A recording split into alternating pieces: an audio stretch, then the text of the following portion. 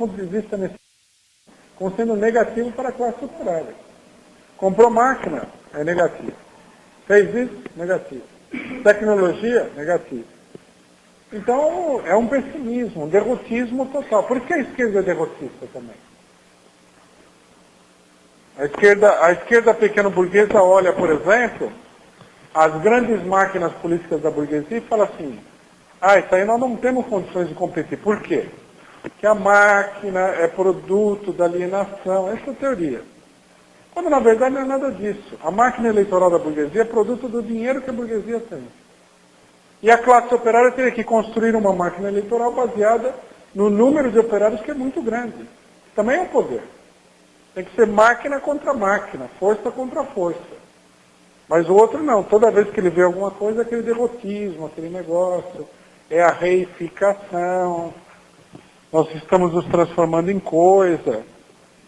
Então a luta política seria uma luta política assim. Sai o cidadão individual, né? Com uma mochila, né? Como é que se diz? Um eremita contra o poderio do capitalismo. Esse aí não vai dar certo. Por isso que nas organizações de esquerda, eles só fazem coisas progressistas por pura conveniência, em geral copiando da direita. Chega uma hora que o pessimismo é tão grande que eles têm copiado da direita. Então, por exemplo, nenhuma burocracia sindical organiza o sindicato. Mas chega na época da eleição, ele pega o dinheiro do sindicato, aluga carro de som e tal. Ele não tem um cara lá que sabe mexer no carro de som, não monta um carro de som próprio, ele não tem gráfica, ele não tem gráfico, ele não tem um esquema para distribuir panfleto, ele não tem um esquema para fazer um piquete, veículos, dispositivos técnicos para vencer o negócio da empresa. Foi uma coisa que a gente discutiu aqui em São Paulo, né? Na próxima greve do Correio teria que resolver essa parada. A greve ridícula. Você vai no setor e os caminhões entram e saem, você não consegue parar os caminhões. Caminhão é uma força material, você tem que botar lá um jeito de parar esse caminhão. Sei lá, joga ácido no chão, cava um buraco na frente da empresa, né? Contrata uma empresa de escavação e abre uma vala lá, não deixa a bosta do caminhão sair. Mas você tem que fazer a greve, você tem que botar uma força em campo, né? Mas a esquerda é uma negação total, é uma fraqueza total, um negócio ultra retrógrado. Eles só fazem as coisas para imitar a burguesia, né? Aí na eleição o PT contrata uns caras super esfomeados aí, vai na favela, pega a molecada lá que está morrendo de fome, paga uma miséria para o cara distribuir, segurar a bandeirinha no coisa. Isso aí é imitar a burguesia, né? Quem que é? Os filmes que aparecem hoje, tem um reflexo americano, tem muito espaço, né? Reflexo que hoje tem muitos filmes que ainda passam. Bem lembrado isso aí. Por exemplo, Exterminador do Futuro, né? É uma série de filmes. As máquinas tomam conta do mundo. Matrix e tal, terrível. O Mad Max é assim, a Guerra Mundial, né? Que é outro mito dessa esquerda, é a Guerra Mundial. Eles não tinham visto a bomba atômica ainda, não falaram nada, mas se eles tivessem visto, eles já... Depois da bomba atômica, logicamente, não dá para fazer a Revolução Proletária. Esses filmes são um reflexo dessa ideologia, o medo da máquina, né? Esses filmes, eles são aqueles filmes de tipo religioso, né? Que é assim, o homem não pode mexer com as forças da natureza, porque a natureza foi criada por Deus. Se o homem se mistura nas forças da natureza, ele será punido por ter essa arrogância de querer ser igual a Deus. Essa é uma ideia religiosa antiga, né? Será que os marxistas, só um minutinho, será que os marxistas, num dos primeiros livros que Marx escreveu, ele fala assim, que aquele personagem do mito grego, Prometeu, ele é o primeiro santo do calendário filosófico, né? Primeiro mártir do calendário filosófico. Por quê? Prometeu foi o cidadão que subiu no Olimpo e roubou o fogo dos deuses. Uma tecnologia, tá certo? E trouxe para os homens. Aí os deuses não gostaram nem um pouquinho dessa audácia dele, acorrentaram ele num rochedo e colocaram um urubu lá que comia o fígado dele, aí o fígado renascia, o urubu voltava e comia de novo o fígado dele assim eternamente. Por quê? Porque ele roubou o fogo, ele se apoderou de uma tecnologia. Os deuses não quiseram. Então, os deuses aí são uma força obscurantista. Aparece como uma força obscurantista. E ele como o pai da tecnologia. Então Marx considerava ele assim, ó, esse é o herói da luta que nós estamos travando, o herói do progresso. Então, aí vem o marxista aqui, tá certo? Com uma ideologia exatamente oposta. É essa ideologia oposta que está por detrás de um filme como esse. Não mexa com a natureza, porque você pode se voltar contra você. O homem não pode querer ser Deus. Não tem um monte de filme assim? Rui, eu entendo que há um perigo político muito grande na proteção dessas ideias. Mas quando eu tive contato com o Benjamin, quando eu fiz essa leitura, eu percebi muito mais um desejo de uma unificação entre o trabalho intelectual e o trabalho manual, do que simplesmente uma negação do trabalho manual. Em que sentido? Não que ele gostaria que a humanidade retrocedesse à tanga, mas que quando produzíssemos a técnica, não perdêssemos o conhecimento do que estávamos fazendo. Por exemplo, quando o progresso técnico leva à produção de uma calculadora, que isso não acarretasse no conhecimento de uma operação matemática. Quando você começasse a utilizar uma operadora, você, quando estivesse no papel, não soubesse operar esse mesmo conhecimento. Você acha certo essa ideia? Então, há um romantismo nisso, com certeza, mas eu acho que, pelo menos em Benjamin, não há um desejo de um retrocedimento, mas um desejo de que o trabalhador manual tenha também o trabalho intelectual sobre aquilo que ele esteja fazendo. Então, mas trabalho manual, no caso, é uma abstração, né? Porque o que ele se opõe é ao desenvolvimento técnico, à indústria, né? Por exemplo, pessoalmente, eu acho assim, o trabalho manual individual foi um progresso, tá certo? Eu dei aqui o exemplo. O cidadão vem constrói uma casa. Mas melhor do que a pessoa vir e construir uma casa, é você ter uma empresa com máquinas poderosas, construa logo um edifício de uma vez, entendeu? Mais progresso. Então aí, logicamente, eu não sei a qual, o que você leu, o que você viu, que deu essa ideia, tá certo? Dos textos dele, logicamente eu não conheço tudo. Bom, tudo bem, isso aí de fato. Ele não coloca assim, não se coloca frontalmente contra a ideia de que a reprodução em si seja o mal, né? Mas o que acontece é o seguinte, são ideias, são ambiguidades e tudo mais. Aqui, a colocação dele, que é tradicional de todo esse bloco, é muito clara. Agora é lógico, veja bem,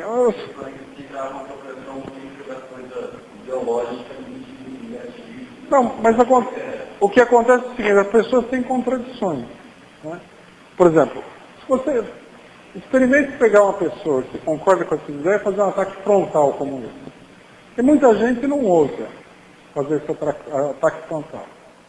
O cara olha essas ideologias e vê o prestígio do glorioso Walter Benjamin e não mete a ripa.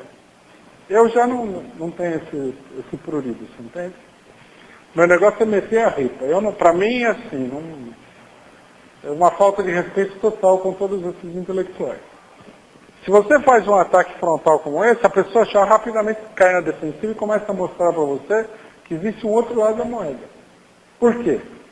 Porque, diante das contradições da vida, o pensamento ele fica confuso. Então é raro que você vai pegar um intelectual, ainda mais um intelectual, na minha opinião, assim, de segunda linha, como esses aqui, e você vai encontrar a coerência que você vai encontrar no Marx, Capital, por exemplo. Capital é um livro que tem uma coerência extraordinária. Para você fazer aquilo lá, é necessário um trabalho intelectual intenso.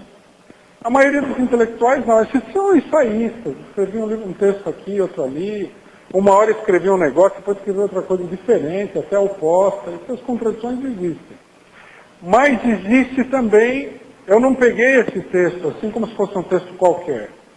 Esse texto é um texto, como se diz, canonizado da Escola de Frankfurt. Um monte de gente faz referência a isso. O cara do PSOL, o Michel Lavie, ele falou o seguinte, que esse texto, as teses sobre filosofia de história, é o texto mais brilhante que ele já leu. Mais brilhante que o Manifesto Comunista, mais brilhante que o Capital, se ele leu os dois também, não sei. Tá certo? Ou mais brilhante. Bom, então, falei, aqui nós temos um texto canônico, não é que o cara escreveu um diário lá, escreveu uma bobagem, eu estou explorando um deslize dele. Não é um deslize. O texto é canônico.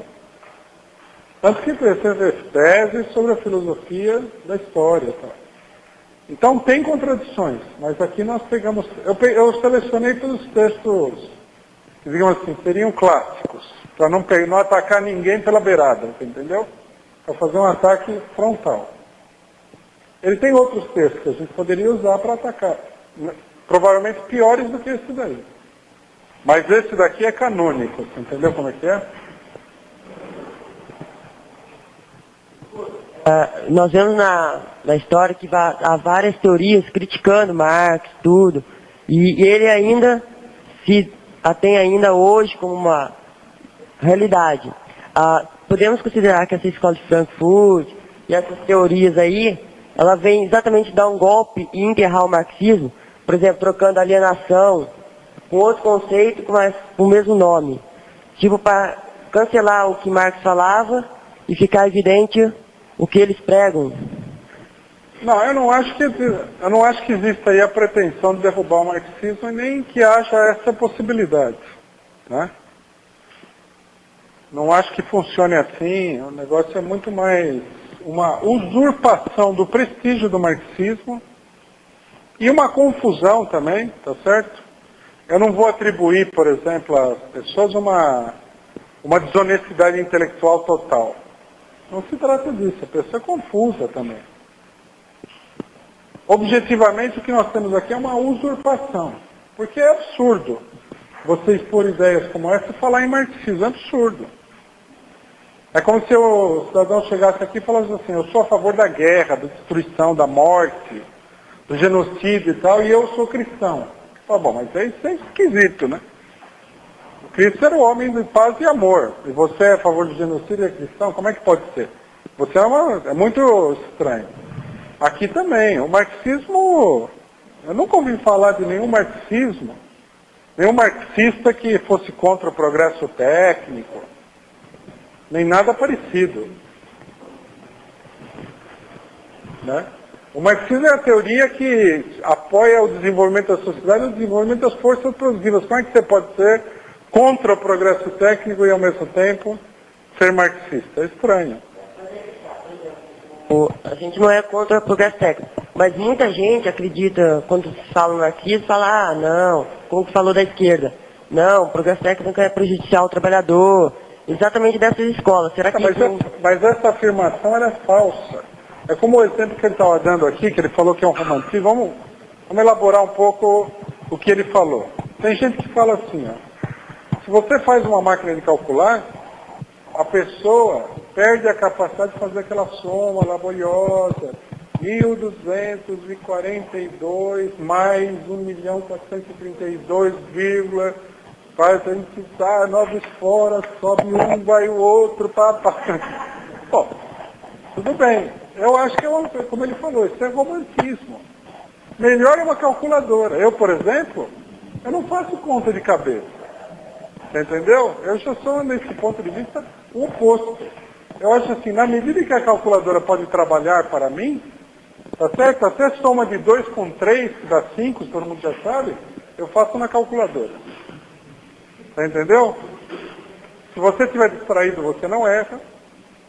E a máquina trabalha para você, o que é ótimo.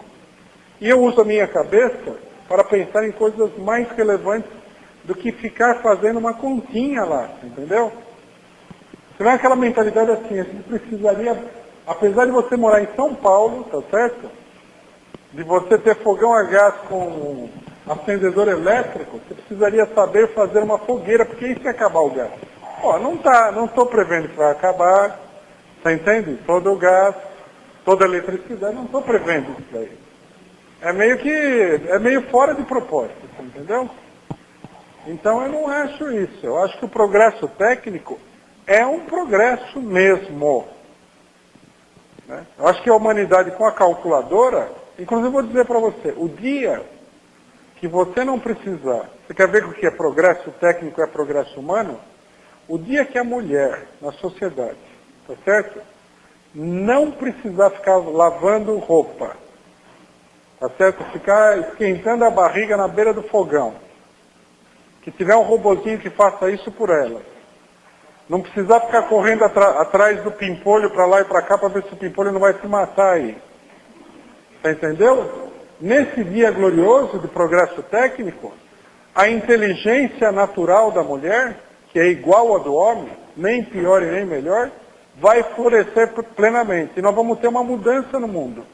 Aí vão aparecer o número de mulheres intelectuais vai ser igual ao número de homens intelectuais. As mulheres vão praticar esporte, vão se fortalecer fisicamente. Vai ter mais mulheres escritoras do que tem hoje, porque hoje é uma minoria, não é um número igual ao do homem. Vai ter mais mulheres que usam a cabeça em vez de ralar na pia. Esse progresso não dá para desmentir. O progresso humano, né, intelectual da mulher, só pode ser garantido pelo progresso técnico. Eu desafio qualquer frankfurtiano me falar que não. E se ele falar que não, eu falo, fica você na pia e no tanque o dia inteiro, e eu quero ver se você escreve qualquer baboseira dessas que você escreveu no livro. As mulheres que me digam aqui se eu estou mentindo. É mentira, Terta?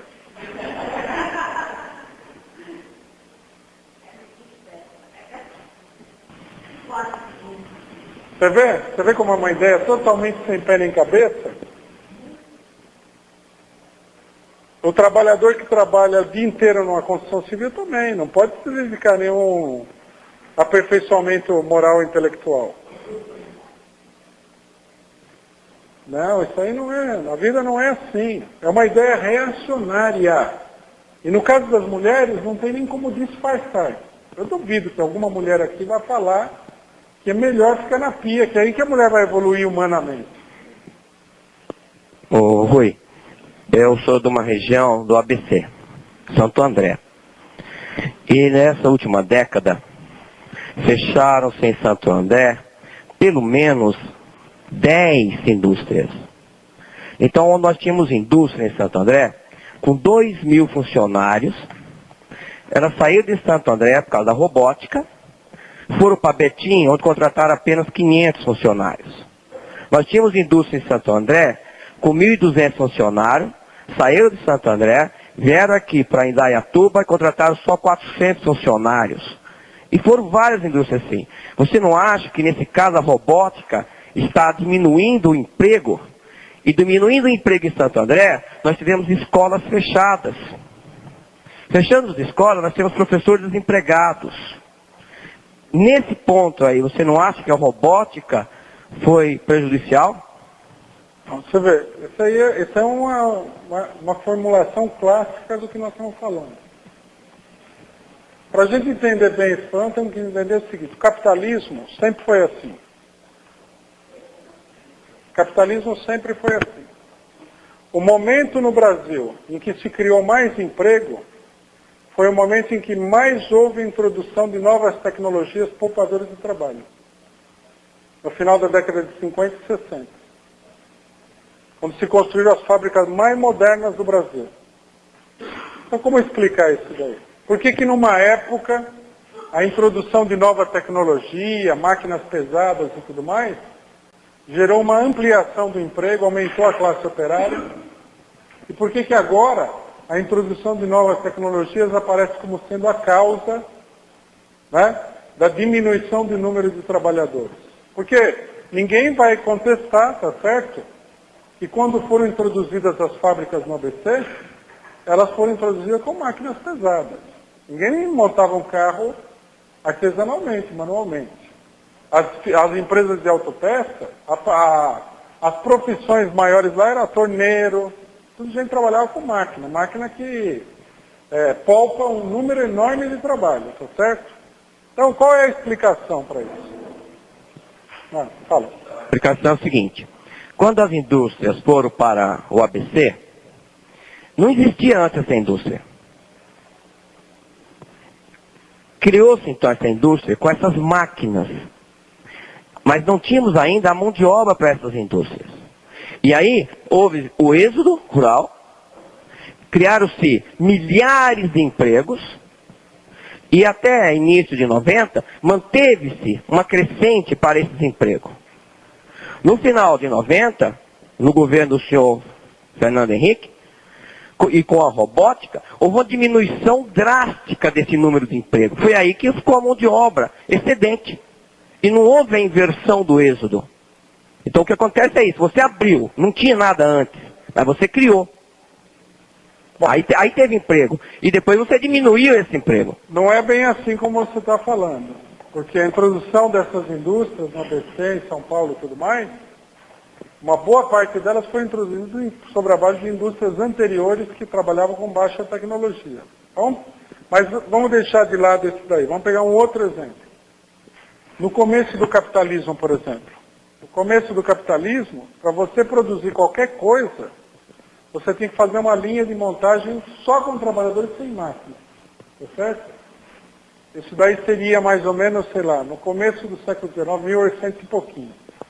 Aí foram introduzidas as máquinas a vapor. A máquina a vapor trabalha no lugar de centenas de operários manuais. No entanto, se expandiu também o número de operários da indústria, não diminuiu. E elas não eram fábricas novas. Né? O ABC dá essa impressão porque entraram de fato algumas fábricas novas, mas não foi só fábricas novas. Elas eram fábricas também que substituíram. Essas daí não. Elas substituíram a antiga tecnologia pela nova. E a mão de obra cresceu. A classe operária na Europa vai crescer nesse período.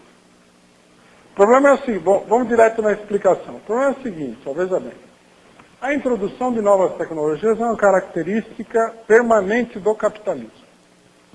Desde que o capitalismo existe, os capitalistas, na competição entre eles, introduzem novas tecnologias. E a introdução dessas novas tecnologias, ela diminui o número de operários que estão trabalhando. Tá certo? Mas no período de auge do capitalismo, os operários que saíam dessa indústria iam para novos ramos de produção. Porque a produção ela se ampliava em vez de diminuir. Então, o que acontecia? Você tinha um aumento da classe operária. O que mudou nessas duas coisas? Não foi a introdução de novas tecnologias.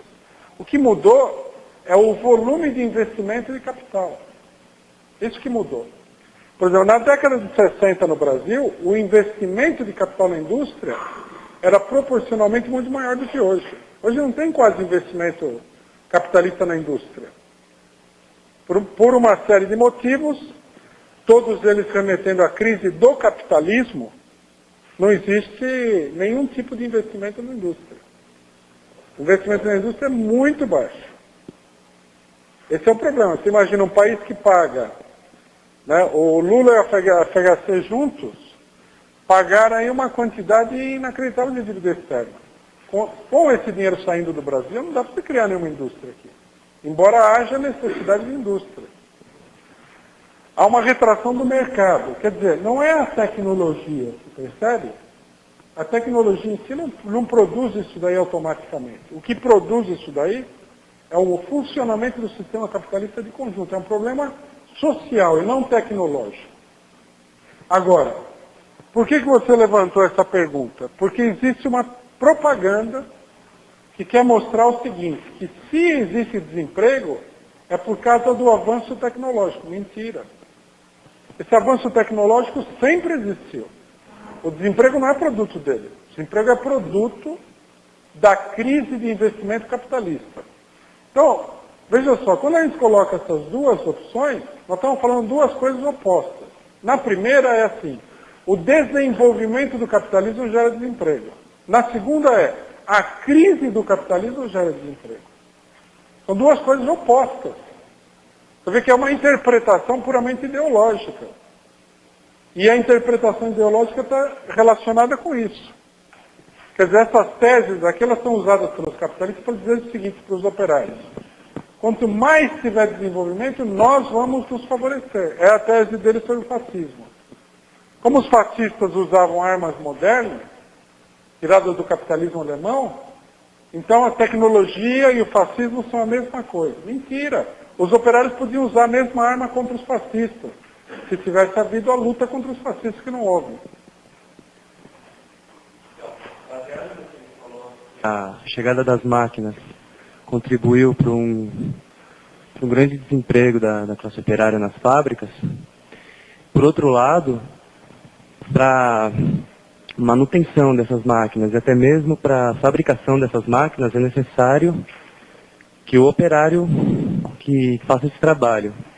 Até que ponto isso é bom, uma vez que o operário que faz a manutenção e a construção dessa máquina é bem menor do que todos os operários que foram demitidos com a chegada das máquinas. O problema é o seguinte, explicando um pouco mais, você basicamente está levantando o mesmo problema que ele levantou lá.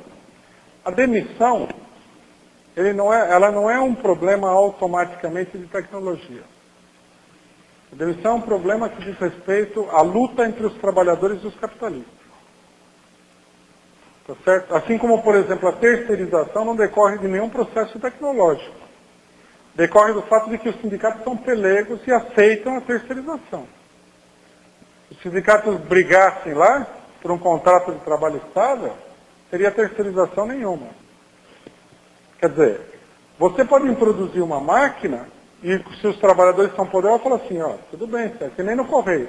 Você vai introduzir essa máquina, mas você não vai demitir ninguém. Então ele fala assim, mas eu estou com um trabalhador excedente. Falou, na sua opinião é excedente. Para nós está faltando. Você diminui a jornada de trabalho e todo mundo vai continuar trabalhando. Aí a questão se resume não à tecnologia. Se resume ao seguinte problema, quem pode mais chora menos. Se o trabalhador chega e falar, nós vamos entrar em greve e vamos parar essa fábrica um mês aqui, você vai levar um prejuízo muito maior se você diminuir a jornada de trabalho. O cara faz a conta lá, vê que ele realmente vai levar uma fumada na greve e acaba até reduzindo a jornada de trabalho, como já aconteceu em vários lugares. É um problema de relação de força, não de tecnologia. Essas ideias de que a tecnologia atua automaticamente contra o trabalhador é falsa, totalmente falsa. Né? Por exemplo, em várias empresas públicas, aqui nós temos sindicalistas de empresas públicas, os trabalhadores muitas vezes controlam a introdução de todo tipo de novas organizações. E principalmente no governo. O governo quer introduzir, acarretaria uma demissão do jeito que ele ia fazer aquela mudança. Mas os trabalhadores não deixam que haja demissão, você entendeu? Porque onde é que está escrito, tá certo que o trabalhador tem que trabalhar 8 horas? Está escrito em lugar nenhum. Essa concepção política é a mesma que é fluente também, de que no mundo, devido às novas tecnologias, está se reduzindo a quantidade de trabalhadores. E a gente já explicou isso daqui, a gente já conversou sobre, não todo mundo aqui naturalmente, mas a gente já conversou isso daí, que o que está acontecendo na verdade são outros tipos de serviços, quer dizer, pessoas estão sendo mais exploradas ainda hoje em dia, você vê serviços de fundo de quintal, uma série de outras questões, que é uma questão eminentemente política, né? É isso mesmo. Reforçando isso, eu vejo assim, no caso das demissões, o pessoal transforma uma questão de política patronal, porque é isso que é, uma decisão da empresa, jogando o problema na tecnologia, desvia o assunto. Mas esse exemplo das mulheres é um exemplo muito bom, porque aí não tem como falar. Hoje em dia o pessoal coloca o seguinte, que você ter um investimento estatal para tirar o peso do trabalho doméstico das mulheres, isso aí seria prejudicial. Eles inclusive colocam o seguinte, se você tiver um investimento estatal para educar os filhos, seria uma coisa prejudicial porque prejudicaria a educação das crianças, provocaria aí problemas. Essa ideia de que a criança só tem desenvolvimento se mamãe fica carregando 24 horas por dia. Então, você fala, é uma ideologia assim, absurda, mas que é colocada como vamos dizer assim, uma justificação para transferir um trabalho que nem é contabilizado, porque hoje em dia também o tempo que a mulher gasta com educação de filhos, administração doméstica, problemas particulares, nem é contabilizado. Você conversa com a maior parte das mulheres, inclusive é uma ideologia geral, a mulher olha e fala, não, dá para fazer tudo. Dá para estudar, dá para se desenvolver intelectualmente. Ela nem parou para pensar o tempo que é investido individualmente num serviço que nem é reconhecido, porque não é reconhecido socialmente. E você fala, agora mesmo no PT eu tive vendo as declarações da secretária da Mulher do governo Lula, e ela considera que a educação pequeno burguesa, não sei pequeno burguesa, mas a educação dos filhos individualmente, que isso aí seria um progresso, porque você precisa manter a troca de influências, o interrelacionamento, essas coisas que você fala, pô, absurdo, como é que você vai estudar? E ainda tem a vantagem de economizar o dinheiro do governo para mandar para fora para o FMI, não é? O filho fica mais bem educado, porque a mamãe está ali à disposição dele. Se o fato da mamãe não saber nada para ensinar para ele, não conta para ninguém, tá certo? E ainda economiza o dinheiro do governo que pode ser dado para o FMI, não é uma maravilha de política isso daí? Isso é totalmente, é a discussão ideológica. Agora, o que a gente está vendo nesse debate? Nós estamos vendo o seguinte, a gente começou com uma tese de um cidadão aí que é um literato, tá certo? Então pareceria um debate abstrato, mas quando você vê, entre essa ideologia marxista e a luta sindical miúda tem uma relação direta. Quer dizer, a luta ideológica ela interfere em todos os lugares. Tudo é um problema de política, de luta de classe. Não há nenhum problema que decorra naturalmente, né, de condições econômicas, de condições tecnológicas, de desenvolvimento científico, nada. Que é a mesma coisa quando está o negócio da reificação. O cara fala assim, a introdução de métodos, papai, faz com que o trabalhador, veja, pode fazer o que quiser. Se você for na fábrica, se você for uma pessoa que realmente tem convicção do que está fazendo, você vai, organiza os trabalhadores e os trabalhadores lutam contra o capitalismo. Não tem esse negócio. Agora aí ficam esses sociólogos da universidade discutindo que o trabalhador está embrutecido e não pode lutar. Na verdade, o que é isso daí? É uma justificativa ideológica para não organizar a luta dos trabalhadores.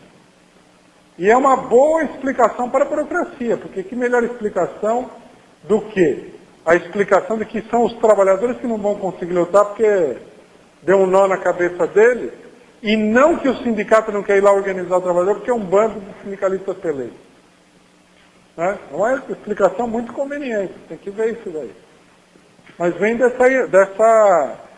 dessa ideologia. Mais uma coisinha, antes da gente terminar, porque nós vamos ter que terminar, que está dando horário. A crítica, tá certo? A ideia do progresso e tudo mais, contra principalmente o Engels, que foi o que mais tratou do problema, é uma crítica, uma barreira assim de crítica.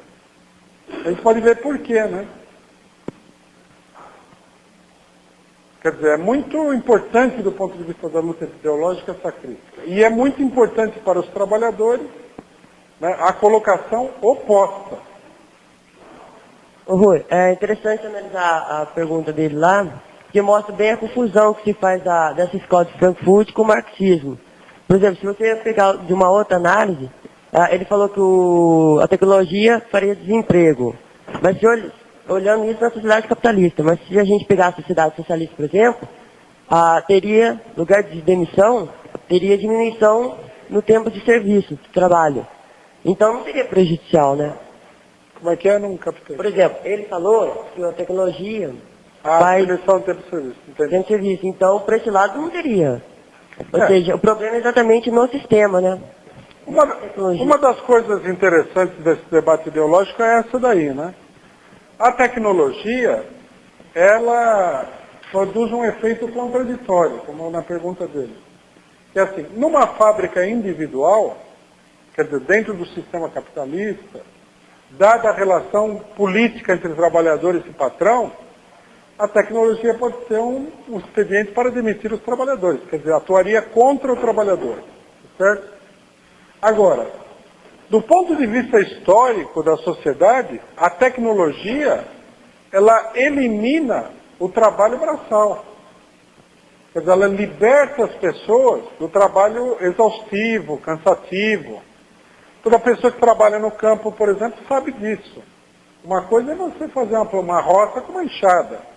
Outra coisa é você fazer uma plantação com máquinas modernas. É muito superior.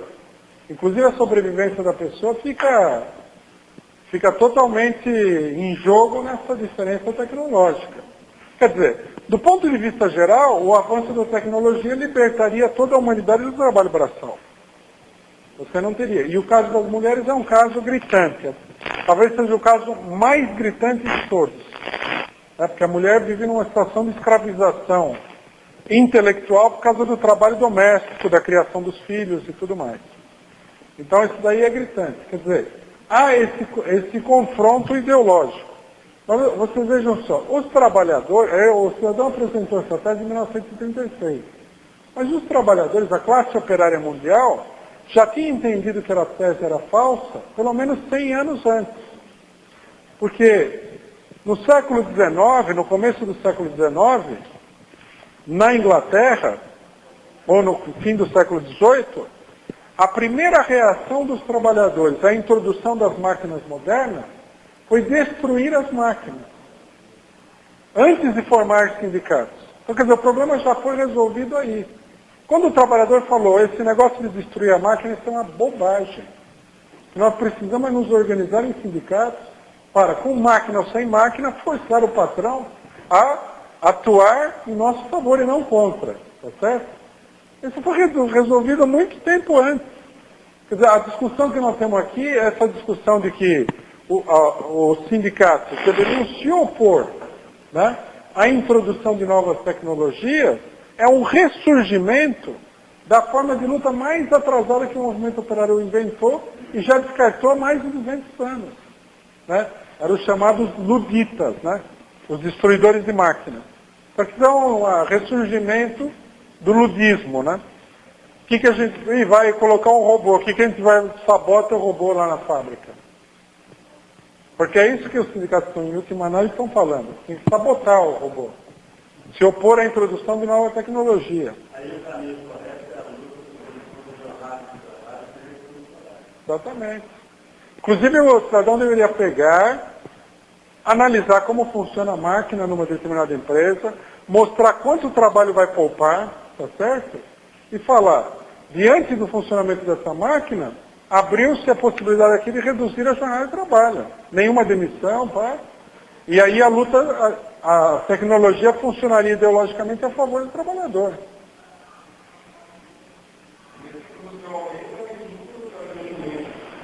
Exatamente. O argumento que vai sobrar para o patrão é o seguinte, não, mas eu investi uma grana preta nessa máquina. Bom, tem que investir também, porque, né, o problema é seu. Tá?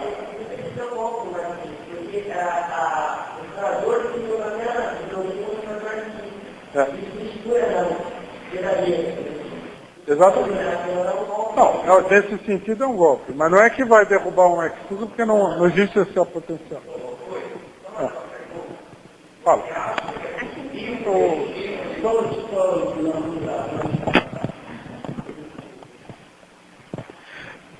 Eu concordo plenamente com o que você falou. Acho a ideia excelente, não é?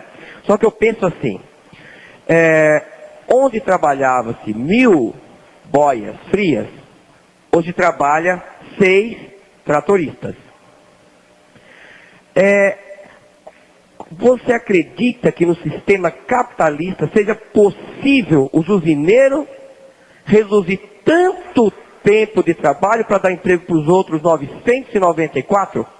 Tudo depende da relação de forças que existe entre os trabalhadores, a organização dos trabalhadores e os patrões. Por exemplo, hoje em dia, você vai no ABC, você é do ABC.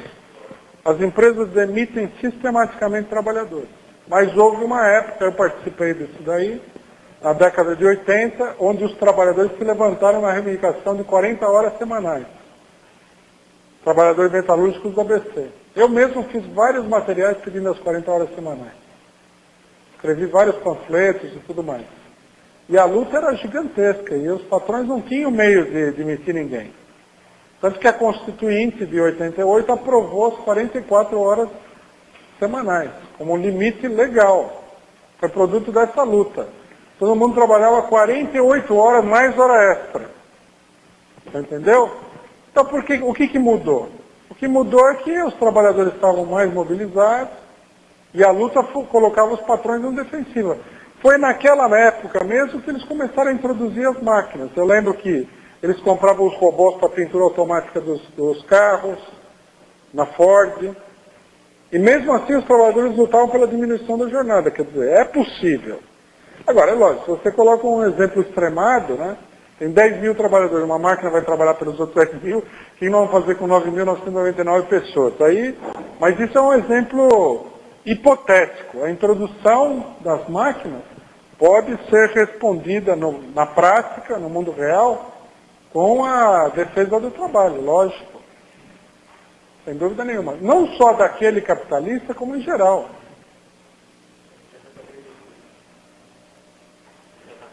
Hoje em dia a reivindicação, a reivindicação correta é 35, né?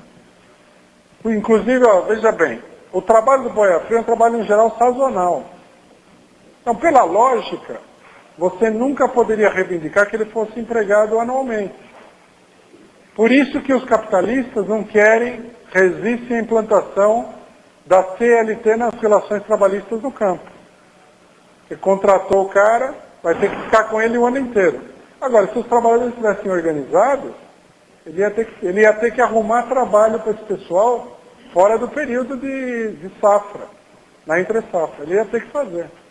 E isso daí, a princípio, seria contra a racionalidade econômica do negócio. Tem a safra, tem a entre-safra. Na safra contrata o pessoal, na entre-safra manda todo mundo embora.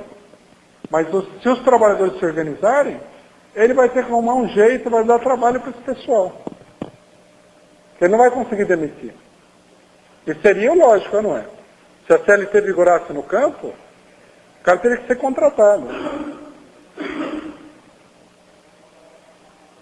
Você vê, se a gente for pela cabeça dos patrões, o que eles gostam nunca é favorável aos trabalhadores. Veja o banco de horas. A justificativa do banco de horas, o que é? Ah, mas a produção é muito oscilante, porque o mercado está ruim. Então o trabalhador tem semana que trabalha 12 horas por dia, e tem semana que ele fica em casa, e faz o banco de horas onde ele sempre se ferra. Bom, aí, desse jeito, tudo bem, mas por que o sindicato fala, não, meu amigo, se você não quer, você dispensa o pessoal e você arca com o prejuízo. É um problema de força. O sindicalismo todo é baseado no problema da relação de força. Nenhum dirigente sindical combativo vai ouvir a conversa do patrão de que o melhor seria fazer um negócio contra o interesse dos trabalhadores. O dirigente sindical fala, não, o problema é seu, você que está ganhando dinheiro. Eu sou só um pobre coitado, trabalhando. Se alguém vai levar prejuízo é você. Essa é a linguagem de um sindicalista de verdade, né? Sempre. O cara compra uma máquina e falou, gostei dessa mão, linda, mas não vai demitir ninguém porque o pessoal precisa trabalhar. Ah, mas vai diminuir o lucro. Bom, diminui o lucro, o problema é seu. Não tenho nada com isso, não é meu lucro, é seu. Você tem lucro, eu só recebo salário. Isso aqui é um sindicalista falaria. E esse é o correto mesmo.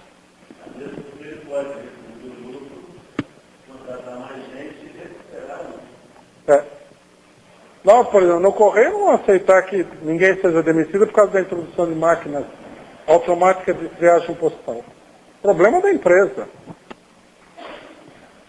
E a solução em geral que apresenta é falsa, né? Porque, por exemplo, na região de Piracicaba, em outras regiões de Canavieiro, por exemplo, tem um debate agora sobre o problema da mecanização da lavoura, que é para evitar a queima da cana, porque faz a queima e aí causa 30% da população tem problemas respiratórios. Né? Só que o problema é assim, por que queima? Que é para facilitar a colheita, que o cara quer que colhe mais rápido, então queima. O correto era nem queimar e nem mecanizar, porque também os empresários não querem mecanizar porque é muito caro e a mão de obra é barata. Então o sindicato iria falar o seguinte, nem queimada e nem mecanização. Paga o cara, né, faz o cara, contrata mais gente, paga o cara para trabalhar o ano inteiro, organiza a lavoura, para ter lavoura, porque hoje é possível fazer isso daí, ter lavoura em vários períodos do ano, né, mas para o empresário é melhor você ter lavoura só 2 vezes por ano, concentrar o cara, o boia fria, trazer o cara do Nordeste e pagar. O cara trabalha, tem que colher 20 toneladas de cana, um operário colhe 20 toneladas de cana por dia, aí o cara morre de tanto trabalhar. E os ambientalistas ficam na discussão de que não tem que ser queimada e tem que demitir o boia fria, contratar máquina. Quer dizer, um debate totalmente... Nesse caso aí, por exemplo, da máquina, o que acontece? O empresário com a máquina, antes ele ganhava 1 milhão, ele passa a ganhar 2. Então ele tem condição também de pagar os outros 996. Quer dizer, do ponto de vista do nosso, do Partido Operário, do sindicato, eu falo, não, pague os 996. Então, se você não quer organizar a produção de maneira que os 1.000 trabalhem, nós não vamos querer que o nosso interesse, nós estamos um pouco se lixando, porque o seu lucro está aumentando para essa máquina também. Só, eu concordo em geral, só um detalhezinho. O problema de não mecanizar não é uma boa palavra de ordem para os sindicatos, porque os trabalhadores eles são favoráveis à mecanização do processo produtivo, porque diminui o suor ali empregado na produção. Então, normalmente nenhum sindicato levanta esse tipo de palavra de ordem de não introduzir melhorias no processo produtivo, mas o resto é isso, ele teria que pagar. O correto seria falar, bom, você vai ter prejuízo, vamos ver, traz o livro aqui, vamos fazer a conta. Esse seria o correto, porque nós vamos ficar sem salário e a família não vai ter o que comer. Quanto que é o seu prejuízo? Vamos ver direitinho aqui. Aí não tem, né? Bom. O microfone. Aqui eu acho que esse debate é extremamente fundamental no sentido de esclarecimento, né? Porque essa confusão, ela está vindo aí desde, justamente como ele colocou, desde 1988, quando a CUT, do terceiro Congresso, mudou os estatutos e criou toda a burocracia para a política de frente popular. Que a grande jogada foi essa. Por isso que a gente vê os sindicatos todos, da Força Sindical, da SDS, da CGT e da CUT, totalmente uma pelegagem total. Por isso que é bom fazer esse debate, tem que explicar o problema político, sobre o aspecto político. Porque ali, aquela posição ideológica, ela é, sobretudo, a posição política.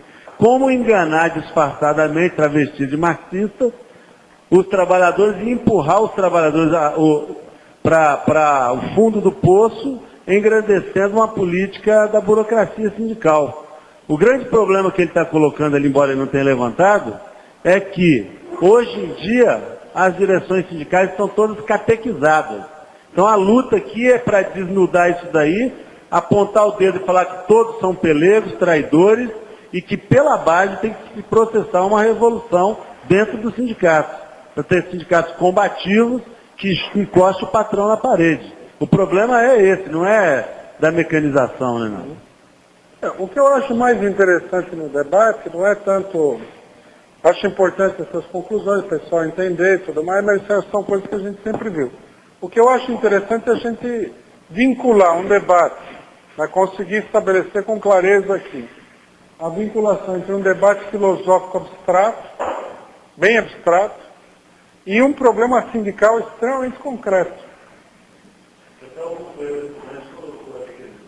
dá para ele perceber agora, tem uma vez que não é um buraco, não é embaixo. Exatamente, porque o debate ele fica, o que acontece normalmente é o seguinte, nas universidades, entre os intelectuais, o debate ele fica na abstração.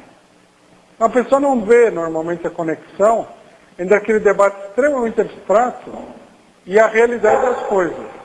Aqui, naturalmente, o debate, pela característica das pessoas que estão discutindo, naturalmente o debate se transformou num debate prático. Quer dizer, veio à luz, né? Eu nem na exposição tinha colocado isso aí, mas veio à luz no debate a ligação entre o problema sindical, problema bem concreto, bem prático, e um debate filosófico bem abstrato, que aparentemente não tem nada a ver com os sindicatos. Isso aí eu achei que foi um resultado interessante da discussão aqui. Companheiros, alguém quer fazer mais alguma pergunta?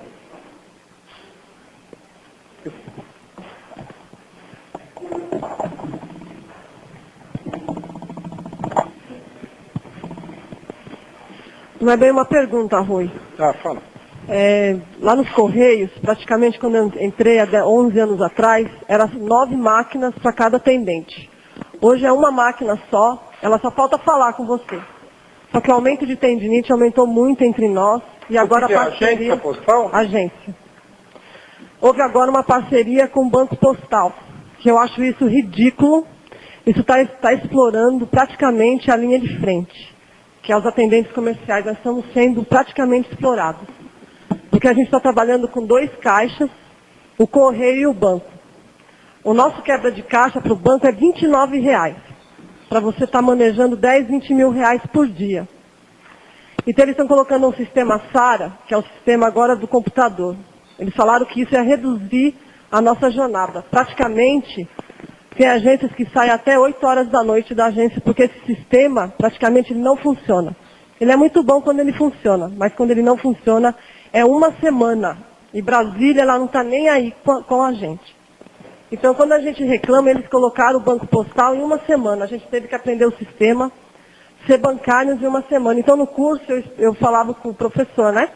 Falava para ele, como que você quer que eu seja uma bancária apenas com R$29 de quebra? Enquanto que o meu chefe, que não faz nada, praticamente nada, porque a gente tem metas, ele ganha uma função de quase 3 mil. Então, o rapaz olhou para mim e falou assim, você não está contente com os 29? Então vai ser chefe. Você entendeu? Então está tendo uma exploração muito grande. Quem falou isso aí para você? O Eduardo do Jaguaré, o que estava passando para mim o curso. Curso para formação Para formação do bancário. Tem muitos atendentes comerciais que estão assim com problemas até psíquicos, porque eles não estão suportando ser atendente dos Correios e atendente bancário. Então, quando existem reuniões lá, praticamente a gente reclama isso. Então, o que está acontecendo? Os atendentes estão sendo massacrados. É pressão de todos os lados. Então, é pressão dos funcionários, dos clientes. A gente tem que exercer essas 2 funções. E eu acho que está havendo uma exploração muito grande dentro dos Correios. Então, nessa campanha salarial que vai haver agora, a gente tem que lembrar muito os atendentes comerciais. Inclusive, quando o atendente vai para a Assembleia, ele é muito criticado. Existe uma rivalidade entre nós e a agência quando a gente vai para a praça. Porque praticamente eles não aceitam. Então, quando o atendente ele está lá, o que você está fazendo aqui? Você não é carteiro? Então, quando a gente vai reivindicar isso, a gente sofre até preconceito com isso. Entendeu? Eu acho que na pauta, mesmo do PSTU, do sindicato que está vendo, tem que haver uma recordação dos atendentes, porque o atendente está sendo massacrado. E muito pressionado com isso também. Então ele não tem por onde correr. Então o que ocorre? Em 2003 para 2004, eu subi no palanque. E eu lembrei dos atendentes comerciais, a gente ainda não ia ser banco. E eu estava lutando contra o Banco Postal. Só que essa parceria tem que acabar. Então nós, atendentes comerciais, a gente não sabe como isso vai ocorrer. Ou diminui a nossa jornada, diminui o nosso trabalho, ou então aumenta esse quebra de caixa, que é uma vergonha. Entendeu? Juntando com o quebra de caixa dos Correios, vai dar R$130. O atendente comercial agora está ganhando R$600, R$700. Eu que tenho 11 anos estou ganhando 1.000 líquido, para estar suportando tanta pressão. Então, quando houve essa campanha salarial agora, que foi um absurdo eles terem aceitado esse valor, esse ano eu já ia pedir demissão dos Correios, como está ocorrendo com vários colegas meus. Entendeu? Então é isso que eu quero falar para você, porque como você está falando de máquina, de revolução e tudo, nós lá estamos sofrendo muito com os programas, com essa máquina que está vendo muita tendinite, Porque ela tem código, ela tem tudo. Você coloca as cartas lá e ela não passa. Você tem que fazer um serviço manual. Praticamente você tem que colar 1000 selos em uma carta de serviço repetitivo. Porque ela não funciona. Nada funciona nos Correios. Praticamente nada. Porque você trabalha com os piores materiais possíveis. Uma impressora que não é para o programa. Um programa que não é para a gente, porque o programa é muito lento. Você vai falar isso em debate no Jaguaré, eles só faltam matar você. Ah, você não está contente com a empresa, pede demissão. É isso que eles falam para você. Bom, vamos ver a hora que a gente botar no boletim se eles vão falar isso aí também. Então, esse ano eu estou me lançando a delegada. Praticamente na minha agência já está havendo pressão. Ah, mas aí eu acho que tem que começar uma campanha séria. Eu vou te falar, vai parecer um sadismo da minha parte que eu vou falar agora, mas eu vou falar assim mesmo. Eu acho bom isso aí, porque isso aí permite romper uma barreira na categoria dos Correios. Permite organizar em ampla escala os atendentes comerciais, que é um setor muito desorganizado da categoria.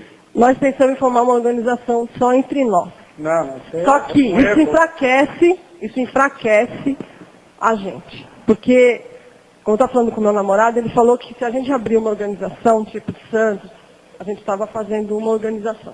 Se a gente não tiver um apoio, o que vai acontecer? Vai dividir a categoria e vai ser melhor para o sindicato. Não tem que fazer uma organização diferente. Tem que travar a luta através da oposição aqui em São Paulo e através dos sindicatos que são combativos em outros lugares. Tem que fazer uma campanha para exigir que exista uma separação de funções, revisão das máquinas. Nenhum trabalhador é obrigado a trabalhar com material eficiente. Diminuição da jornada, intervalo, como tem no sindicato, como é uma reivindicação histórica, e tem em vários lugares um sindicato de gente que tem digitação, processamento de dados, por exemplo. Teria que ter um caixa para o banco, outro caixa para o correio. Fora que as metas... Diminuir a jornada, aumentar a quebra de caixa. Fora que as metas... todo esse programa. O atendente comercial são 24 metas que você tem que cumprir. Praticamente são 12 do Banco Postal. Nós cumprimos a meta e o chefe ganha. Que se eu abro conta, ele é que está ganhando. E ele não faz nada. Então por que ele ganha R$3.000 de função, que não está mexendo com valores, que eu no caixa estou mexendo com valores altíssimos? Eu ganho R$29 de quebra. E ele ganha R$3.000. É isso que eu questiono no Correio. Tudo isso teria que ser denunciado, tem que levantar um programa, né? Mas o que em relação à discussão que nós estamos fazendo, a exigência seria melhores condições técnicas de trabalho, lógico. Não o contrário. Não, mas eu acho que é de fato, né? Uma coisa é ser atendente de uma agência de vendas e outra coisa é ser atendente de caixa de banco. São duas profissões diferentes. Teria que travar essa luta aí. Acho que tem que ser discutido de um ponto de vista prático. E na medida que o problema é um problema grande, ele permite, né, o desenvolvimento da organização de todo esse setor, que é um setor que normalmente fica fora da luta sindical. Pode ser, em vez de separar, o melhor é integrar.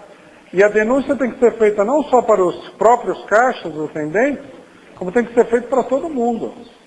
Para que os outros trabalhadores apoiem também essas reivindicações. Última pergunta.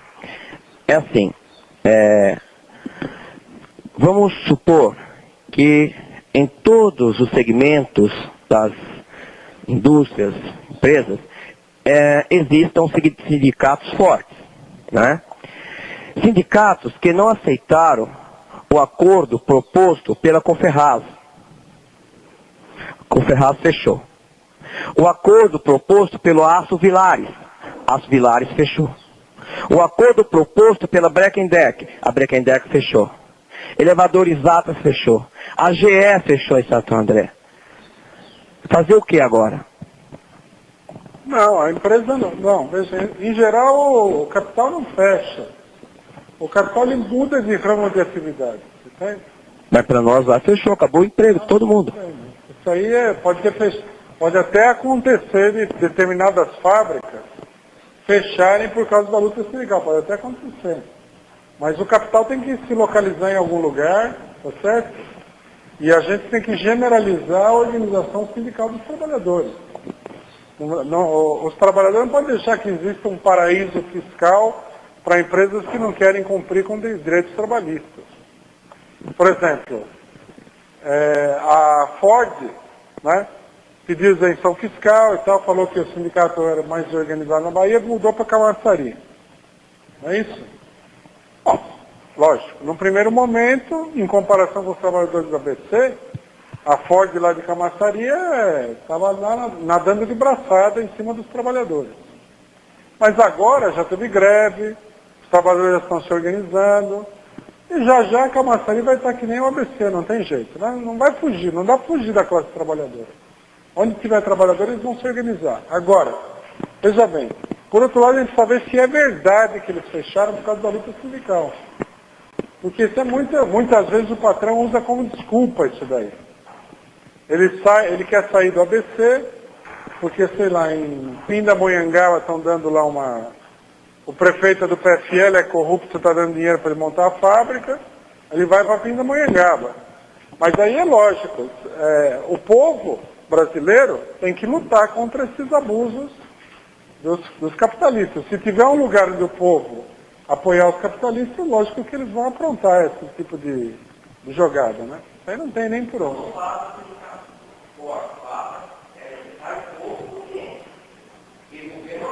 Não, tudo bem, mas é um problema... Não, governo honesto já é difícil, né? Porque não depende da gente. É até um negócio quase que não existe, né?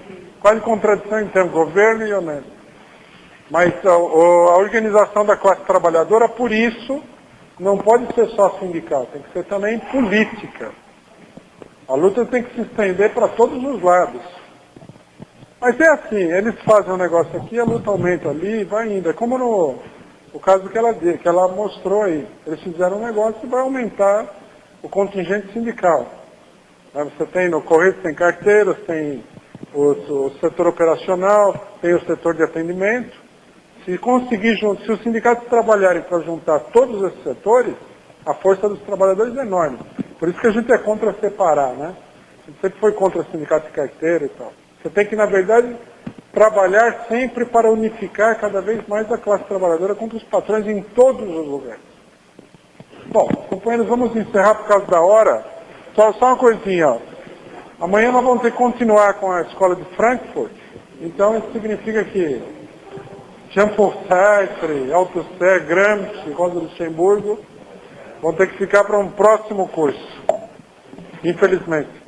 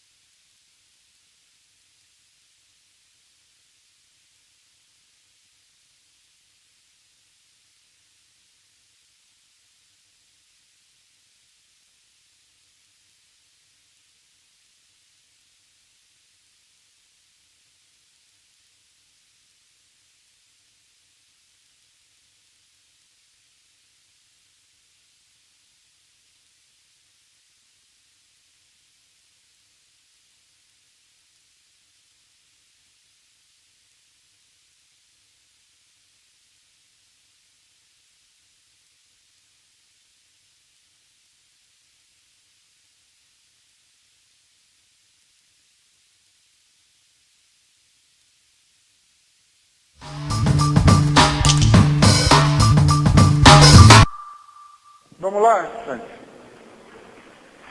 Pergunta número 1. Explique as críticas de Walter Benjamin às noções marxistas de trabalho e natureza.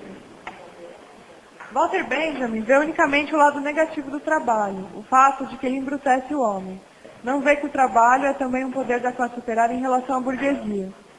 Quanto à natureza, ele enxerga sua dominação como um mal. Quanto mais o homem domina a natureza, mais estaria dominando a si mesmo, uma vez que para ele o homem é um ser natural, integrado à natureza. Vamos lá? O grupo 2 deu uma resposta mais ou menos no mesmo sentido. Né? No caso de ler também? Fala um pouquinho mais alto, rapaz. O grupo 2 deu uma resposta mais ou menos no mesmo sentido. No caso de ler? Pessoal, vamos prestar atenção aqui. A sala não tem uma acústica boa. Se fica um zum, a gente não ouve. Em relação ao conceito de trabalho, Walter Benjamin concebe a evolução da sociedade humana desvinculada do progresso material, havendo progresso, por exemplo, no trabalho intelectual. O trabalho seria um fator de reação ao desenvolvimento. Walter Benjamin relacionou também o marxismo à ética protestante, ou seja, uma ilusão de que o trabalho teria valor positivo na vida da classe operária.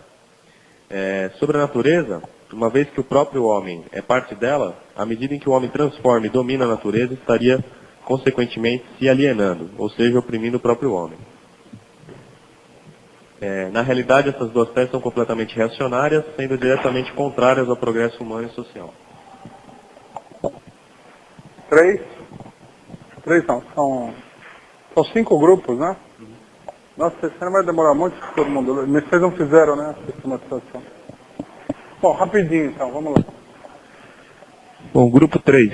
Que a dominação da natureza seria uma opressão ao homem. E para o marxismo, o desenvolvimento das forças produtivas seria uma vantagem no sentido que permite superar as desigualdades sociais. Para Benjamin, em relação ao trabalho, o trabalho técnico não tem valor, somente o trabalho intelectual, pois para ele, o trabalho técnico embrutece o homem. Bom, que as forças produtivas sejam uma vantagem, tá certo? Elas são uma vantagem, mas é uma subestimação da importância que tem, né? Vamos lá? Grupo 4.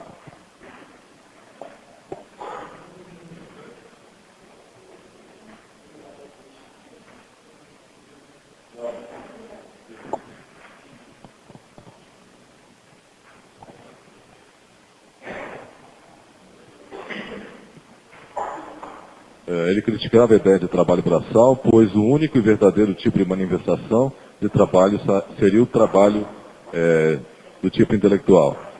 E com relação à natureza, quanto mais o homem a explorava, ele ficaria cada vez mais escravo da tecnologia.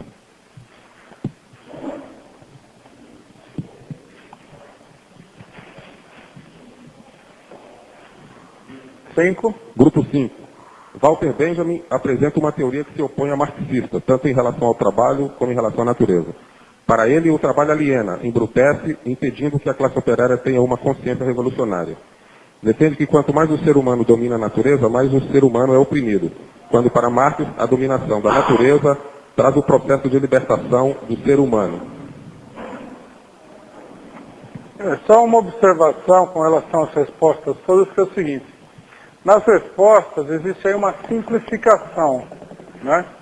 Por exemplo, logicamente que eu não sei, porque eu não li toda a obra do Walter Benjamin, mas eu duvido que ele falasse que o trabalho intelectual é que é o X do problema, tá certo? Diretamente. Isso daí aparece de uma forma modificada nos escritos dele. Para ele, o problema é o seguinte: é o desenvolvimento espiritual e teórico da humanidade que é o problema, não o trabalho intelectual em oposição ao trabalho manual.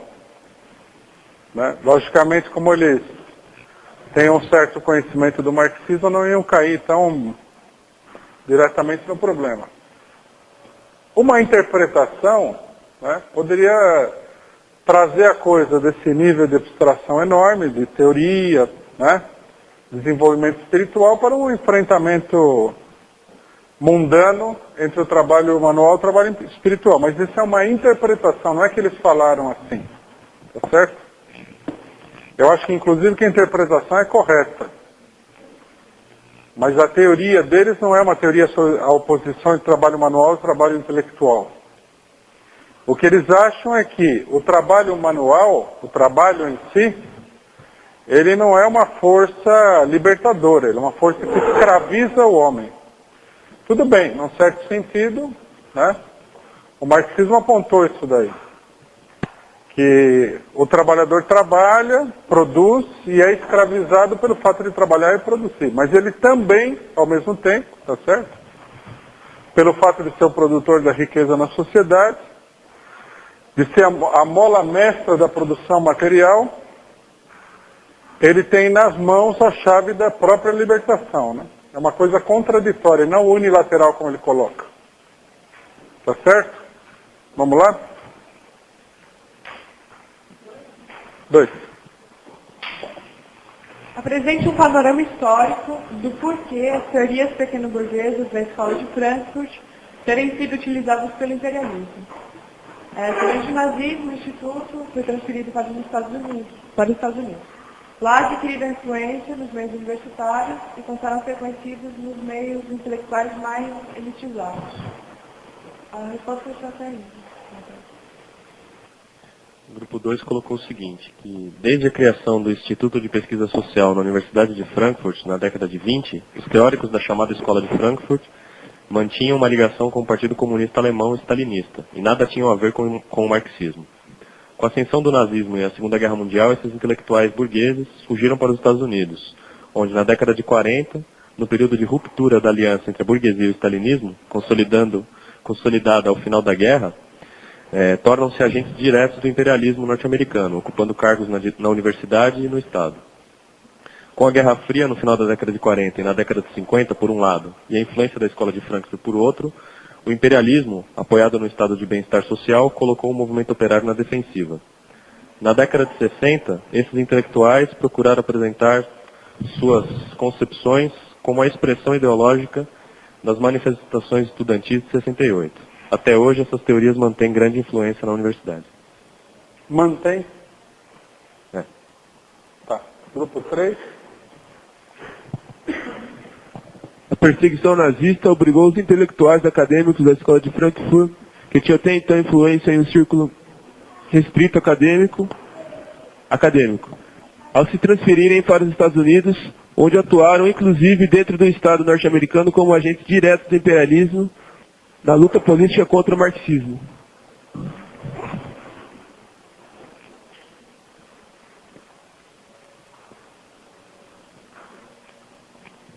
Vamos lá?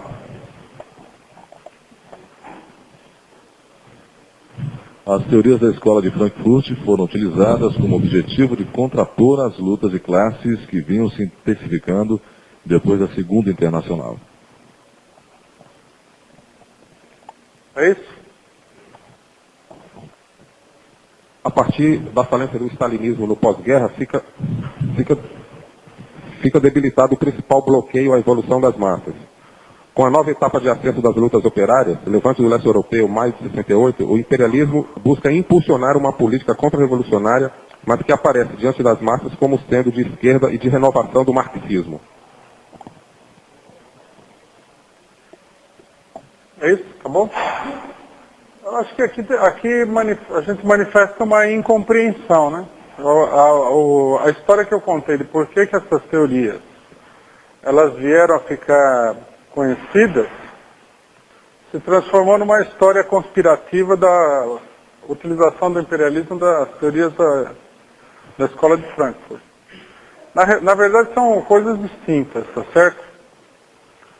Eu acho que as respostas elas estão misturando coisas que não são corretas. Primeiro, o fato deles terem se mudado para os Estados Unidos, a importância desse fato está em que, tendo se mudado para os Estados Unidos, tá certo?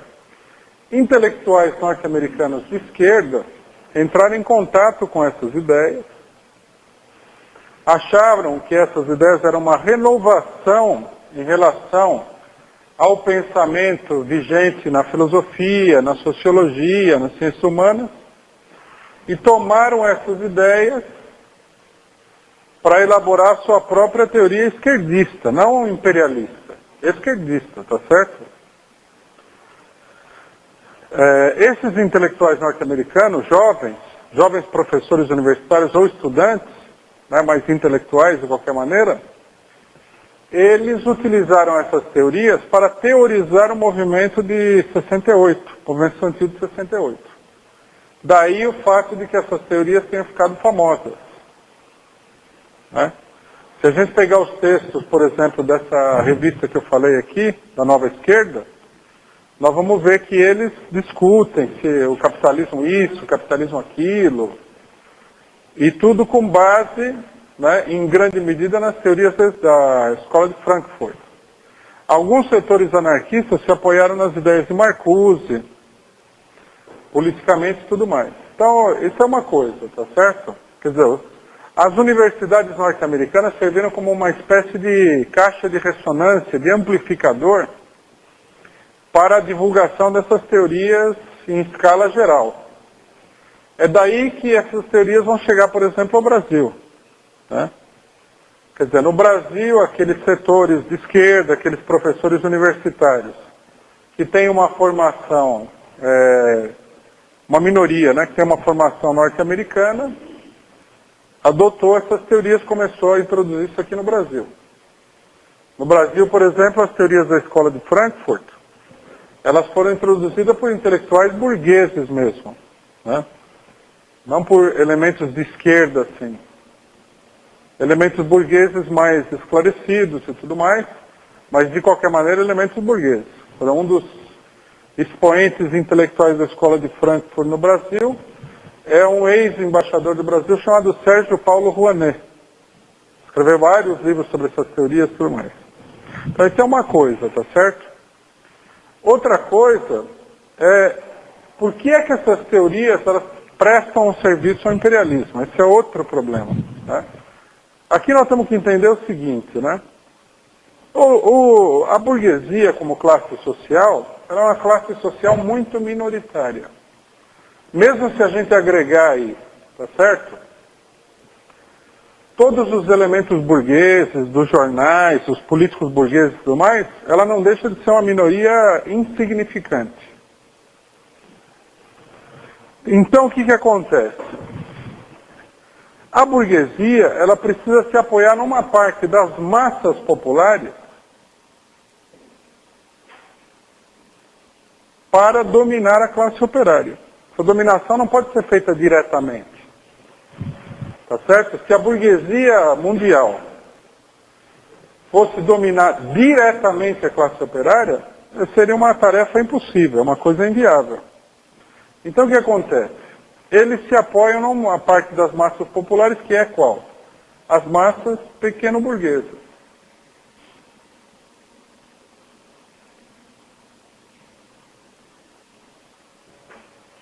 Daí a necessidade daí a importância que tem para a política burguesa as ideologias especificamente pequeno-burguesas.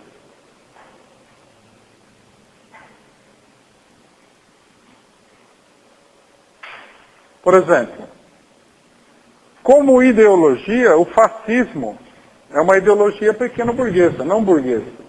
A ideologia burguesa clássica é o liberalismo. Né? O fascismo não é uma ideologia tipicamente burguesa, mas o fascismo é uma ideologia da pequena burguesia. Então a burguesia utiliza essas ideologias para colocar a pequena burguesia a seu serviço.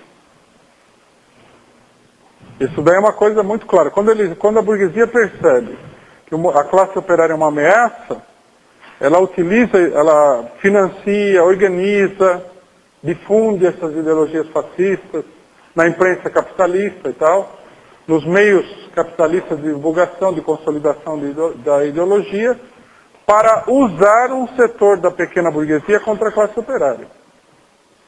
Bom, nós, hoje em dia, a burguesia, a política fascista, fascistoide, é um aspecto relativamente secundário da política burguesa. A política burguesa, em todo esse período de crise fundamental, tem sido a política da democracia.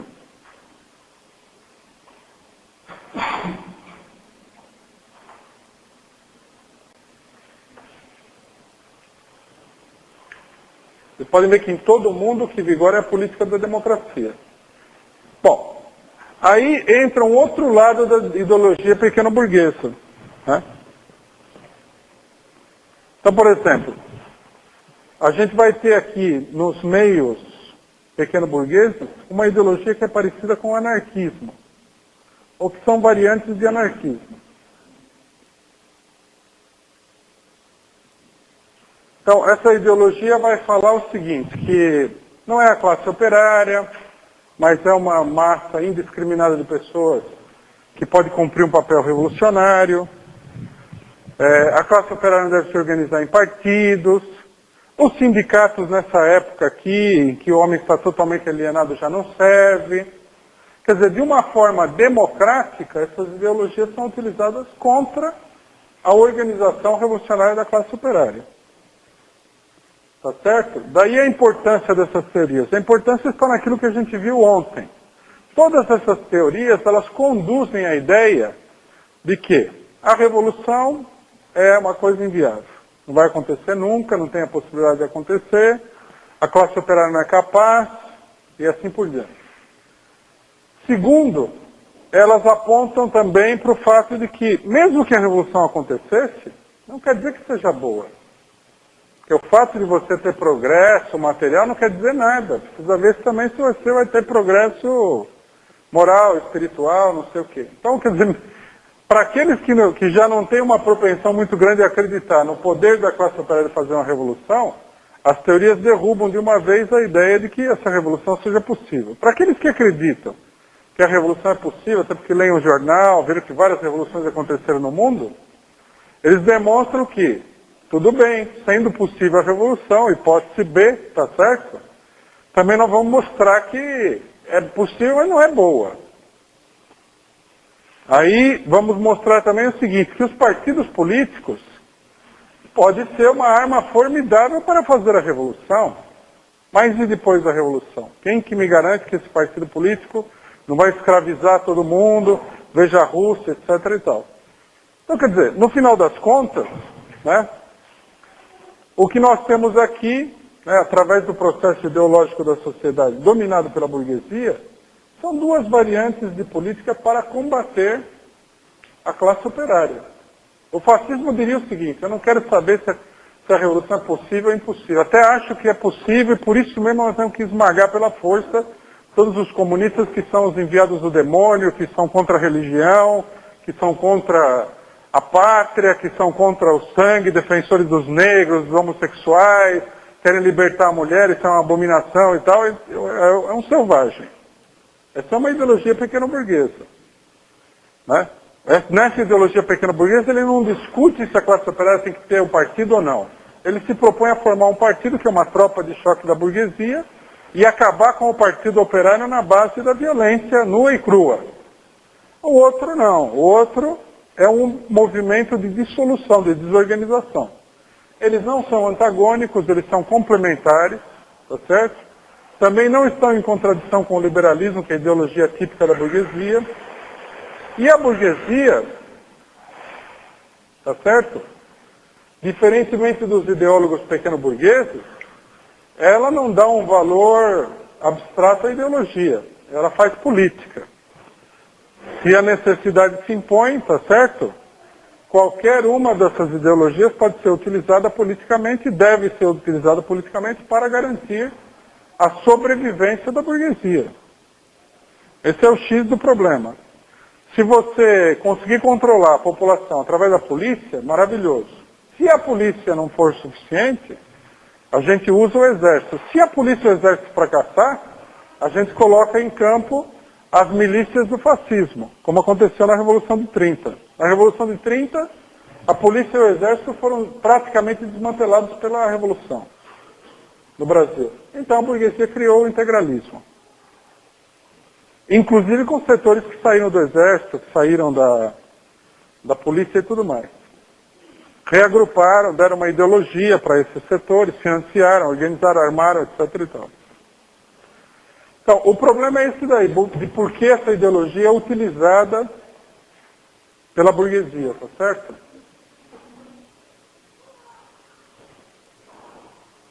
Vamos lá?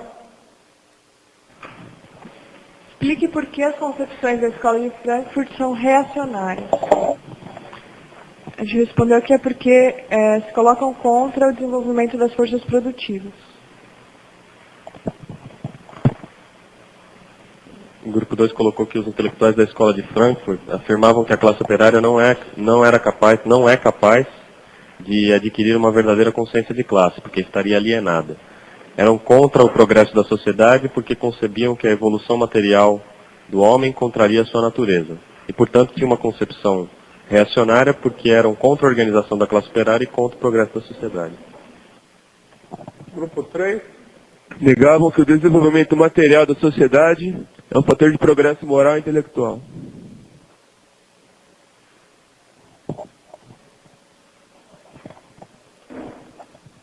Porque elas partem de uma ideologia pequena burguesa e têm como objetivo confundir as lutas de classe, ou seja, auxiliava a burguesia na dominação das massas e defendendo uma ideia derrotista, oferecendo para si um prestígio individual.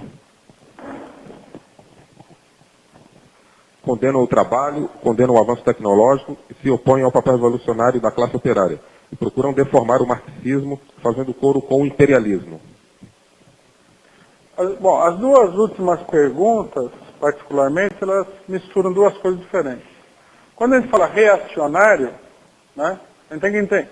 A gente tem que, em política e na ideologia e tudo mais, tem que dominar o vocabulário, tá certo? Porque o vocabulário é uma ferramenta de trabalho. A ideia de reacionário se opõe à ideia de progresso. Tá certo?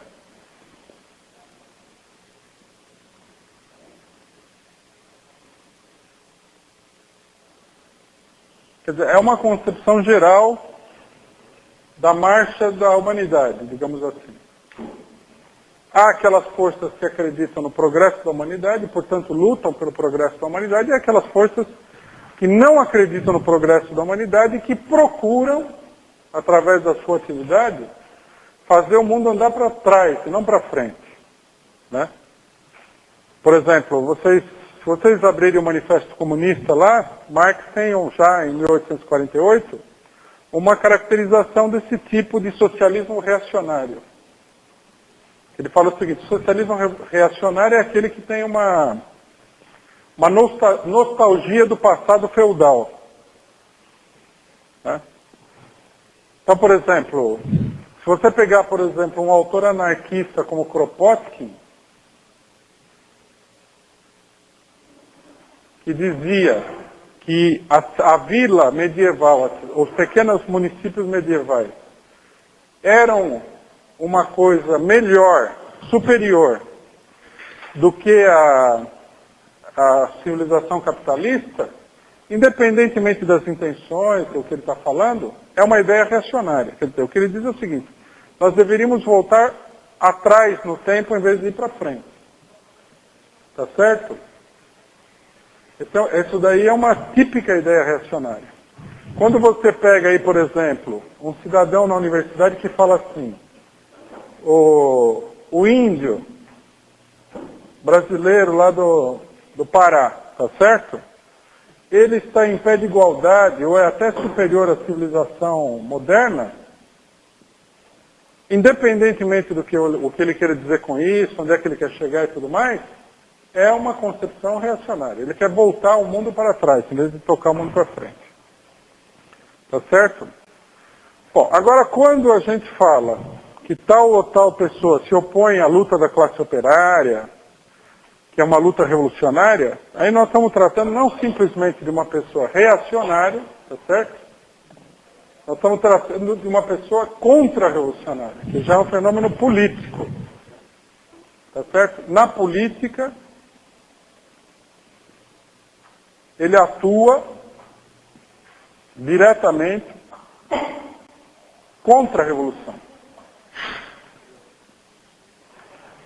Quando a gente diz, por exemplo, que a Frente Popular é contra-revolucionária, o que nós estamos querendo dizer é que é uma política que visa ativamente a estrangular a ação e o desenvolvimento das tendências revolucionárias da classe operária. Em favor, tá certo, da política contra-revolucionária geral. Então, acho que aí houve uma certa confusão das duas coisas. Vamos lá? Acabou essa última? Essa é a última? Bom, vamos então à exposição. Vamos continuar com a Escola de Frankfurt.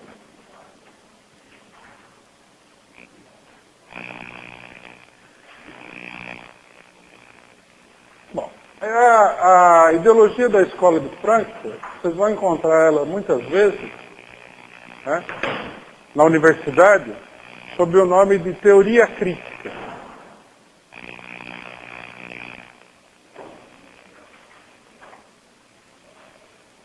Inclusive aparece no currículo universitário, em filosofia, às vezes em sociologia, teoria crítica.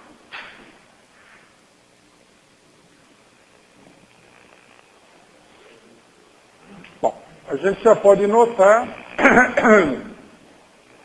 logo de cara, tá certo? Que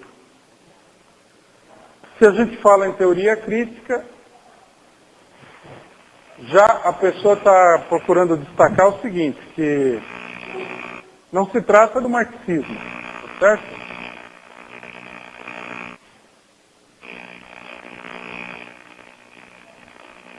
O nome foi dado pelo próprio pai da Escola de Frankfurt, Marx Horkheimer.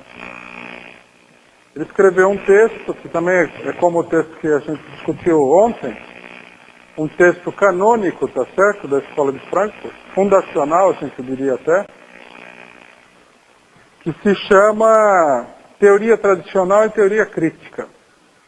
Você pode achar na coleção Os Pensadores, tem esse texto aqui.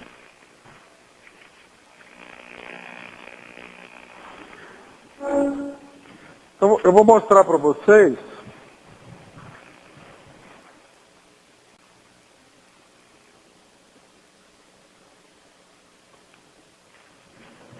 qual que é o sentido geral dessa teoria crítica.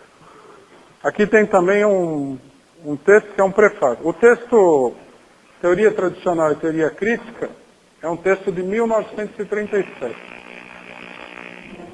Porque é com base no balanço, né, da derrota da classe operária alemã que eles fizeram, que é de 1933,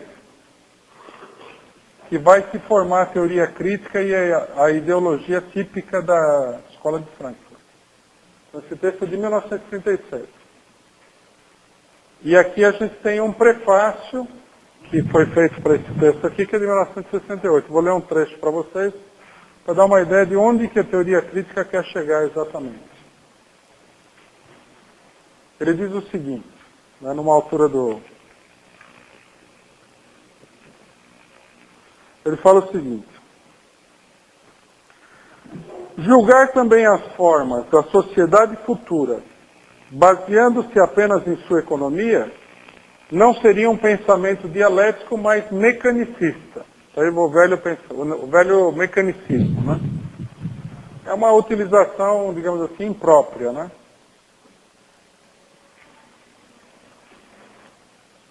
Que nós vamos ver de onde o conceito moderno de mecanicismo surgiu.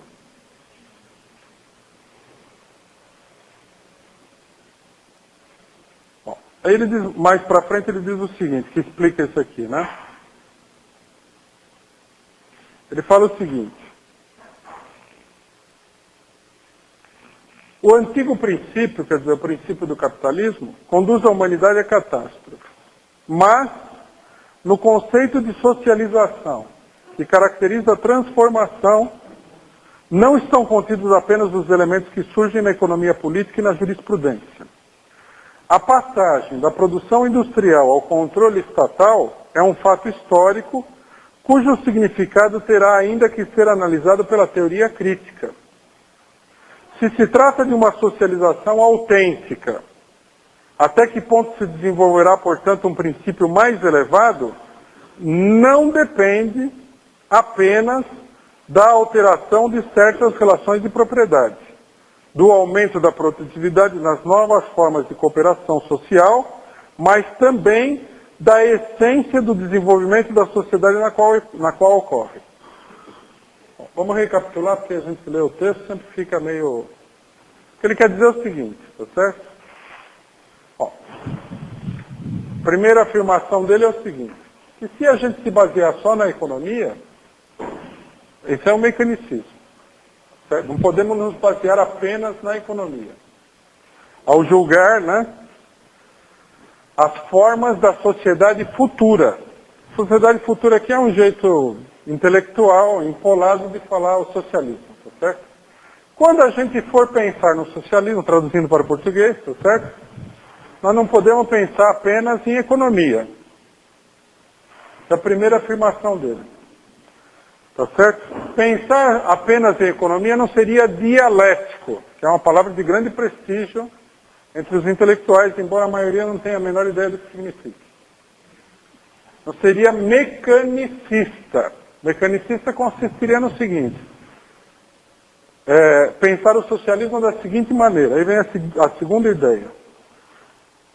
O fato de você, tá certo, acabar com a propriedade privada, na verdade não resolve nada. Né? Ele fala aqui assim, não é suficiente, mas o que ele quer dizer de fato é que isso daí não resolve nada. Logicamente, para se falar em socialismo, ele teria que apresentar alguma forma de acabar com a propriedade privada, mas isso aí não resolve nada. Ele fala o seguinte, o desenvolvimento de um princípio mais elevado, quer dizer, uma sociedade verdadeiramente superior, não depende apenas da alteração de certas relações de propriedade. Quer dizer, não depende do fato de você liquidar com a classe social inteira da burguesia, acabar com a propriedade da burguesia sobre os meios de produção e colocar os operários no controle da economia. Isso pode parecer muito interessante para vocês, mas na opinião dele isso aqui é coisa café pequeno, assim, entendeu? Não depende do aumento da produtividade nas formas de cooperação, mas também da essência do desenvolvimento. Quer dizer, vamos analisar até aqui, tá certo? Acabar com a propriedade dos meios de produção, liquidar com uma classe social como a burguesia, colocar os operários no poder, transformar as fábricas em propriedade estatal, tá certo? Estabelecer a ditadura do proletariado, aumentar a produtividade do trabalho, reduzir a jornada de trabalho para que todos possam sofrer uma profunda evolução cultural, tá certo? Acabar com a pobreza, acabar com a desigualdade social, isso, meus amigos, é insuficiente. Não dá para resolver o problema. Tá certo? Daí fica claro por que a gente precisa de uma teoria crítica. A gente não basta uma revolução material. A gente precisa também de uma revolução espiritual. Não basta que o homem mude o mundo, tá certo? A gente precisa mudar também as formas que a gente tem de interpretação desse mundo. Então aqui nós temos uma inversão total do marxismo. Por isso que existe a teoria crítica. Né? A teoria crítica, que é frequentemente confundida com o marxismo, intencionalmente, ela existe justamente porque os autores da teoria crítica não acreditam na parte mais essencial, mais nevrálgica, o núcleo fundamental do marxismo. Marx falou o seguinte, chega de interpretar o mundo, tá certo? Até hoje a filosofia apresentou as mais diversas interpretações do mundo, explicou como é o mundo, como seria, como deveria ser, como era, como foi, como será, etc. e tal. O nosso problema é transformar o mundo material. Quer dizer, não basta falar, não basta interpretar. É necessário mudar a maneira efetiva como o mundo existe. Para esse cidadão não se trata disso. Por exemplo, para ele, é evidente que ele está falando da União Soviética. É um balanço que ele tirou da experiência da União Soviética. Segundo ele, tá certo? Fazer a revolução acabar com a burguesia na União Soviética não foi suficiente. E segundo ele também, aumentar a produtividade não foi suficiente. Ele não leva em consideração, porque justamente aí entra o problema do raciocínio abstrato e da ignorância, né, real, científica do problema. Segundo Trotsky, todo o problema da União Soviética era esse. Quer dizer, a União Soviética não conseguiu desenvolver a produtividade do trabalho. Daí surgiu a burocracia. Tá certo? A burocracia soviética, para Trotsky, é um resultado não de uma política determinada, tá certo? Não de uma deformação cultural e espiritual da sociedade russa, mas simplesmente, tá certo, do insuficiente desenvolvimento da produtividade do trabalho.